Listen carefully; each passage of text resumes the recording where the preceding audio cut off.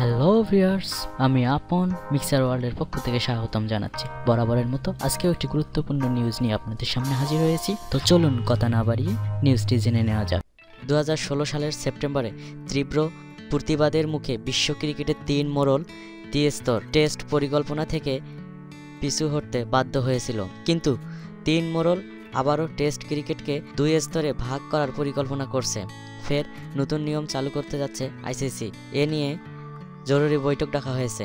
International cricket কাউন্সিলের পরবর্তী সভায় আবারও দ্বিস্তর টেস্ট নীতি নতুনভাবে উপস্থাপন করা হবে।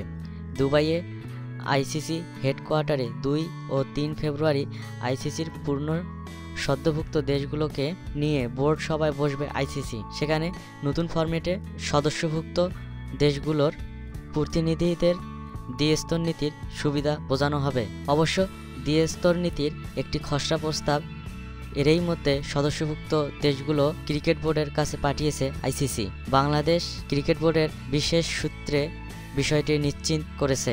বাংলাদেশের প্রধান নির্বাহী কর্মকর্তা জানিয়েছেন, বোর্ড এখনও নতুন দ্বিস্তর টেস্ট পরিকল্পনা সম্পর্কে পুরোপুরি অবগত নয়।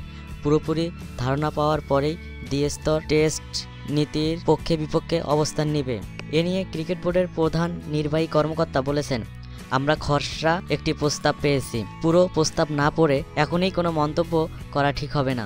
তবে ধারণা করছি আইসিসি 10টি দেশকে 2 ভাগ করে টেস্ট চ্যাম্পিয়নশিপ আয়োজনের পরিকল্পনা করছে। তবুও ভিতরে অনেক কিছু নিয়ে আলোচনা করতে হবে। এদিকে বিসিবি সভাপতি পূর্বেই সাফ জানিয়েছিলেন, দীর্ঘমেয়াদে বাংলাদেশের ক্রিকেটের ক্ষতি হবে। আইসিসির এমন কোনো প্রস্তাবে কখনোই রাজি হবে না বোর্ড। এবারও তার কণ্ঠে একই সুর। তার ভাষ্যে, দেখা যাক নতুন প্রস্তাব আমাদের ক্রিকেটের জন্য কি নিয়ে আসে। আমরা এটা নিয়ে বোর্ড সভায় বিস্তারিত আলোচনা করব। পূর্বে কোনো দলই আমাদের সঙ্গে টেস্ট খেলতে চাইতো না। যদি ওই পরিকল্পনায় আমাদের সমান বা আমাদের চেয়ে বেশি শক্তিশালী দলের বিপক্ষে বেশি টেস্ট খেলার সুযোগ পাই, তাহলে আমরা অবশ্যই রাজি হতে পারি। তবুও এখানে অনেক কিছু আলোচনা করতে হবে, সেগুলো ইতিবাচক হলেই আমরা রাজি হব। গত বছর 3 মোড়লের পরিকল্পনায় সমর্থন দিয়েছিল অস্ট্রেলিয়া, ইংল্যান্ড, দক্ষিণ আফ্রিকা, নিউজিল্যান্ড, পাকিস্তান ও ওয়েস্ট ইন্ডিজ। তবে বাংলাদেশ, ভারত, শ্রীলঙ্কা ও জিম্বাবুয়ে ক্রিকেট বোর্ড কঠোর আপত্তিতে দ্বিস্তর টেস্ট পদ্ধতির প্রস্তাব থেকে সরে দাঁড়ায় আইসিসি।